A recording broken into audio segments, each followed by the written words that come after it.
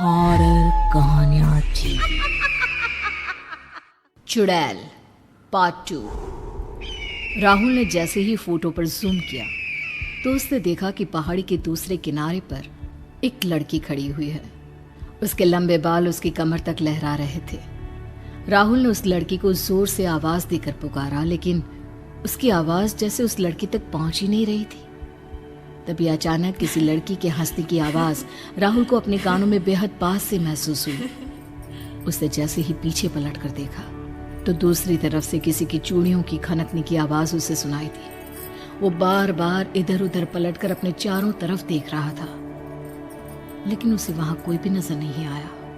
तभी सामने एक जले हुए पेड़ के पीछे से एक लाल रंग का दुपट्टा लहराते हुए राहुल की आंखों के सामने आ गया। कौन है? कौन है? सामने आओ। देखो, मैं जानता हूं तुम हो वहां पर। मुझसे छुपने की जरूरत नहीं है। सामने आओ।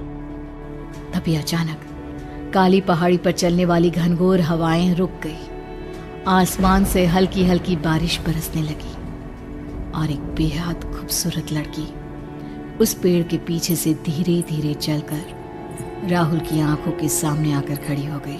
कौन हो तुम? और यहाँ सुनसान जंगल में क्या कर रही हो? मेरा नाम काजल है। वो झोपड़ी देख रहे हो ना, मैं वहीं पर रहती हूँ। तुम्हें क्या लगता है मैं तुम्हारी बात पर भरोसा कर लूंगा कि गांव से इतना दूर इस वीराने में तुम अकेले रहती हो? राहुल की बात सुनकर वो लड़की जोर जोर से हंसने लगी और उसके हंसने की आवाज उस वीरान पहाड़ी पर गूंजने लगी। बस मुझे अकेला रहना पसंद है। तुम कौन हो? पहले तुम्हें कभी इस गांव में नहीं देखा। मैं गांव के सरपंच सुमेर जी का बेटा हूँ। 18 साल की होने वाले हो ना? तुम्हें अपने घर वालों की बात मान लेनी चाहिए। अरे, तुम्हें कैसे पता? मैं इस गांव में सबको और सबके बारे में जानती हूँ। अच्छा, वैसे क्या तुम भी इन सब अंधविश्वासों में मानती हो? सब मानते हैं और तुम्हें भी डरना चाहिए। नहीं, मैं इन सब में नहीं मानता। और वैसे भी मैं तो यहाँ पर बस इस गांव की कहानियों के ऊपर एक डॉक्यूमेंट्री फिल्म बनाने आया हूँ। चलो, अब मैं चलता हूँ। माँ पापा फिक्र कर रहे होंगे। कल फिर आऊंगा। कल मिलते हैं, ठीक है? इतना कहकर राहुल वहां से चला जाता है। देर में जैसे ही वो अपने घर पहुंचता है तो वहां का नजारा देखकर दंग रह गया। उसके घर के बाहर चारों तरफ लाल रंग का सिंदूर फैला हुआ था और घर की दीवारों पर किसी ने खून से क्रॉस का निशान बनाया हुआ था। सुमेर और जानकी आंगन में बैठकर बिलख बिलख कर रो रहे थे। गांव के कई सारे लोग वहां पर इकट्ठा हो चुके थे। अरे राहुल बेटा, हाथ जोड़ते हैं हम तुम्हारे। चले जाओ यहाँ से। ये देखो देखो, ये सब क्या हो गया? क्या हुआ काका? किसने किया ये सब? कौन करेगा? वो कजरी डायन है ना, वही ये सब कर रही है। अरे, आप लोग इस अंधविश्वास से कब बाहर निकलेंगे? कोई डायन नहीं है। अच्छा, तो तुम्हारे घर के बाहर ये सब कैसे हुआ? और जानते हो, धर्मा किशन का बेटा कल रात को खेत में मरा हुआ मिला है। क्या? अरे पर कैसे? कैसे हुई उसकी मौत? कैसे होगी बेटा? गला काट कर पूरा का पूरा सिर चबा गई वो डायन। उसका सारा खून पी गई वो। कितनी दफा कहा था हमने उसे कि अपने बेटे को 18 साल का होने से पहले दूसरे गांव भेज दे, पर धर्मा किसान ने हमारी बात नहीं मानी। लेकिन उसमें उसकी क्या गलती है? उसे डर था कि बेटा काली पहाड़ी से होकर गुजरेगा तो कहीं वो डायन उसे 18 साल का होने से पहले ही ना खा बैठे। ये सब बेकार की बातें हैं। मुझे सच का पता लगाना होगा। अरे हम नहीं चाहते हैं कि हमारे गांव के सरपंच के बेटे का भी वही हश्र हो जो दूसरे बच्चों का हुआ है। देखो बेटा, तुम्हारा 18वां जन्मदिन निकट है। अब तुम्हें यहाँ से चले जाना चाहिए। चले जाओ बेटा। गांव के सब लोग मिलकर राहुल को समझाने की कोशिश करते हैं, पर राहुल किसी की बात नहीं मानता। रात होने पर एक बार फिर से गांव वालों को किसी के चीखने की आवाजें सुनाई देती है। सुना तूने इन आवाजों को? ये है इस गांव की सच्चाई। तू समझ क्यों नहीं रहा बेटा? क्या माँ? मुझे तो कुछ भी महसूस नहीं हो रहा। कुछ सुनाई नहीं दे रहा मुझे। राहुल की इस बात पर सुमेर और जानकी अब ज्यादा घबरा जाते हैं। उन्हें लगने लगता है कि शायद अब डायन का अगला शिकार राहुल ही है, और एक बार फिर वो दोनों पूरी रात जाग कर बिता देते हैं। इसी तरह अगली रात भी सुमेर और जानकी जागने की कोशिश करते हैं, लेकिन इस बार आधी रात के बाद उनकी आंख लग जाती है। सुबह के लगभग 5 बजे जैसे ही जानकी की आंख खुलती है तो राहुल को अपने बिस्तर या घर में कहीं भी ना पाकर वो घबरा जाती है। देखिए ना, राहुल घर में नहीं है। हमारा बेटा कहाँ चला गया? जाइए उसे ढूंढ कर लाइए। जानकी और सुमेर अपने आसपास रहने वाले लोगों को जगाते हैं और सारे लोग लालटेन लेकर गांव के बाहर के जंगल में राहुल को ढूंढने निकल जाते हैं, जहां उनकी नजर एक पेड़ पर पड़ती है जिस पर एक लाश उल्टी लटकी थी। उसका मुंह पूरी तरह से जला हुआ था और शरीर से खून टपक रहा था। ये देख गांव वालों के होश उड़ गए। लोगों के बीच चीख पुकार मच गई। कुछ लोग उल्टे पैर वहां से गए। किसी को समझ में नहीं आ रहा था कि आखिर ये लाश है तो किसकी। मार डाला। हाय रे, उस चुड़ैल ने मेरे बेटे को मार डाला। और इतना कहते कहते जानकी बेहोश हो जाती है। रोता बिलखता सुमेर अपनी पत्नी को लेकर घर आ जाता है और राहुल की मौत का मातम मनाने लगता है। दोपहर होने आई थी। अब्बू के साथ सुमेर और जानकी ने भी ये मान लिया था कि राहुल को उस चुड़ैल ने अपना शिकार बना लिया है। इसी तरह कुछ दिन बीत गए। सुमेर और जानकी अभी तक अपने बेटे की मौत के सदमे से बाहर नहीं निकल पाए थे। गांव में अब एक भी जवान लड़का बाकी नहीं रहा था। ज्यादातर को कजरी चुड़ैल अपना शिकार बना चुकी थी और बाकी बचे हुए गांव छोड़कर जा चुके थे। दिन बीतते गए और अब राहुल के 18वें जन्मदिन का दिन आ गया।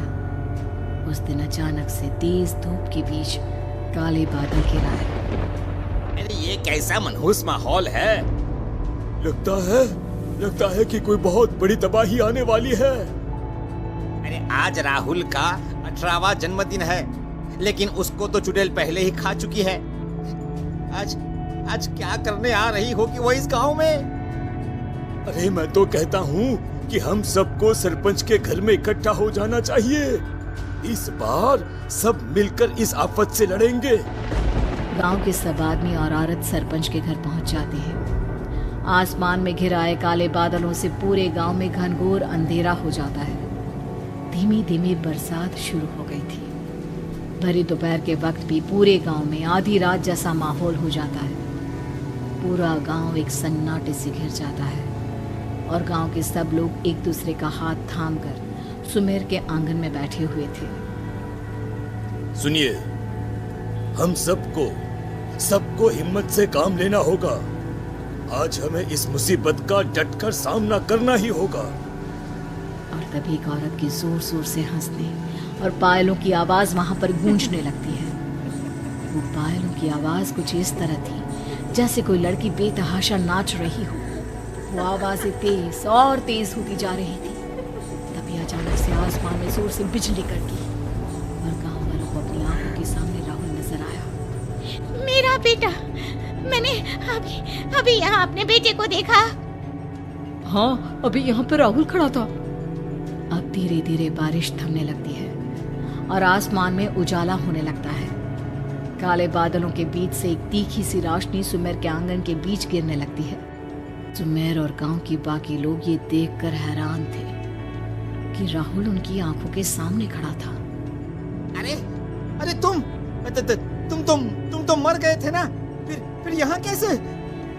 इतने में राहुल के पीछे से काजल निकलकर सबके सामने आती है। इसे मैंने जिंदा रखा है क्योंकि ये वो लड़का है जिसके बाप ने सालों पहले मेरी जान बचाने की कोशिश की थी। तुम कौन हो? तुम तो इस गांव में रहने वाली नहीं लगती। लगता है आप लोगों ने मुझे ठीक से पहचाना नहीं। और इतना कहते कहते अचानक काजल का रंग रूप बदल जाता है। वो एक बहुत ज्यादा डरावनी दिखने वाली औरत में तब्दील हो जाती है।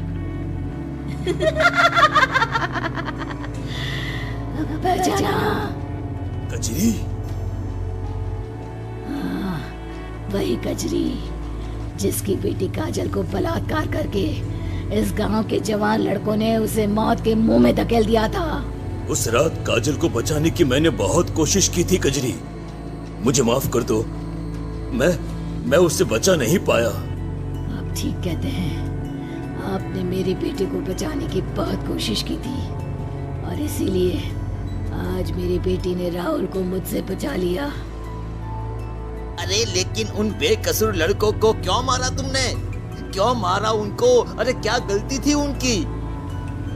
गांव के उस आदमी के सवाल के जवाब में एक दहशत भरी चीख वहां पर गूंजने लगी। मेरी बेटी की मौत होने के बाद मैंने भी अपनी जान दे दी थी, लेकिन मेरी आत्मा अपनी बेटी के इंसाफ के लिए तड़प रही थी और इसीलिए उसका शरीर धारण करके मैं काली पहाड़ी पर रहने लगी। जितने भी लड़कों को मैंने आज तक जिंदा निकला है वो सब वही थे जिनके परिवार के किसी न किसी सदस्य का मेरी काजल की मौत में हाथ था, और जो आज तक जिंदा है उन्हें मैंने इस गांव से बाहर इसलिए जाने दिया क्योंकि वो बेकसूर थे। फिर वो लाश किसकी थी? मैं राहुल को मारना चाहती थी। उसकी मौत का खौफ तुम लोगों के दिल में पैदा करना था, इसलिए मैंने उस लाश का भरम पैदा किया। पर जब मेरी बेटी ने मुझे सुमेर का सच बताया तो तुम्हारे बेटे की जान बच गई। लेकिन मेरा बेटा कुछ बोलता क्यों नहीं? ये ऐसे मूर्ति की तरह चुपचाप क्यों खड़ा है? मैं उसे अभी ठीक कर देती हूँ। आज आपके बेटे की वजह से मेरी आत्मा को शांति मिली है और अब ये गांव मेरे श्राप से मुक्त है। लेकिन मेरे बेटे ने ऐसा क्या किया? मेरी आत्मा एक बार अपनी बेटे से मिलने को तड़प रही थी। राहुल की जान बचाने के लिए मेरी बेटी की आत्मा मुझसे मिलने आई और अब मेरे साथ आप सब मुक्त हैं। अब अचानक आसमान में जोर से बिजली कड़कती है और मूसलाधार बारिश होने लगती है। राहुल होश में आ जाता है और राहुल की वजह से उस गांव को श्राप से मुक्ति मिल जाती है।